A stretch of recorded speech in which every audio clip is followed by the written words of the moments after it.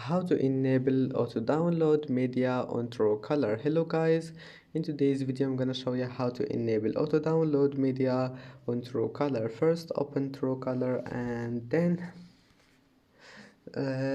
click on your profile here and then click the settings icon, and once you're here just scroll down until you find